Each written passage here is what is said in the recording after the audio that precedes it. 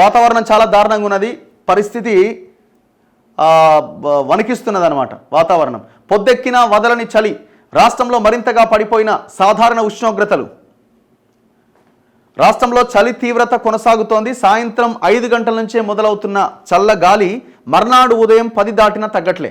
ఆరు బయటే కాదు, ఇంట్లో ఉన్నవారు కూడా గజ గజ వణికిపోతున్నారు. వృద్ధులు, చిన్నారులు, రోగులు తీవ్రంగా ఇబ్బంది పడుతున్నారు. ఆదివారం రాత్రి రాష్ట్ర వ్యాప్తంగా అన్ని చోట్ల ఉష్ణోగ్రతలు సాధారణానికి దిగువన నమోదవుతున్నాయి. సో నిన్న కూడా మనం చూసినాం కదా, ఇక్కడ 4.7 డిగ్రీలు ఉంది మొన్న. ఇదేమో నిన్నటి పరిస్థితి. నిన్న మనం పేపర్లో చూసింది రాబోయే 3 రోజులు చాలా ఇట్లాగే క్రిటికల్గా ఉంటుందట పొజిషన్. ఆదిలాబాద్ జిల్లా కేంద్రంలో ఏకంగా 6.5 డిగ్రీలకు పడిపోయిందట. 5.2 డిగ్రీల సెల్సియస్ నమోదైంది. 6.5కి పడిపోయి 5.2గా నమోదైంది.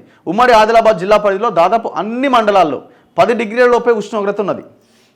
సంగారెడ్డి, రంగారెడ్డి జిల్లాల్లో కూడా సేమ్ సిచ్యువేషన్.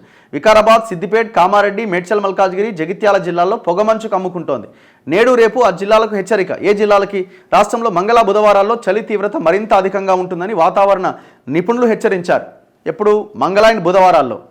మంగళవారం ఉమ్మడి ఆదిలాబాద్, రంగారెడ్డి, మెదక్, కరీంనగర్, నల్గొండ, మహబూబ్ నగర్, వరంగల్ జిల్లాలకు వాతావరణ శాఖ ఆరెంజ్ అలర్ట్ జారీ చేసింది. ఇక మిగతా జిల్లాలకు ఎల్లో అలర్ట్. బుధవారం ఉమ్మడి ఆదిలాబాద్, సంగారెడ్డి, నిజామాబాద్, వరంగల్ ఆ జిల్లాలకు ఆరెంజ్ అలర్ట్, మిగతా జిల్లాలకు ఎల్లో అలర్ట్ జారీ చేసింది. సో ఆ జిల్లాల ప్రజలు చాలా జాగ్రత్తగా ఉండాలి. అత్యవసరం అయితే తప్ప బయటికి వెళ్ళకండి. బయటికి వెళ్ళినా కూడా తగిన జాగ్రత్తలు తీసుకోండి. ఆదివారం రాత్రి నమోదైన కనిష్ట ఉష్ణోగ్రతలు: ఆదిలాబాద్లో 5.2, పటాన్చెరు 6.4, రాజేంద్రనగర్ 8.5, మెదక్ 9, హన్మకొండ 10. సో ఇట్లా వెదర్ రిపోర్ట్ మనకి కనిపిస్తూ ఉన్నది.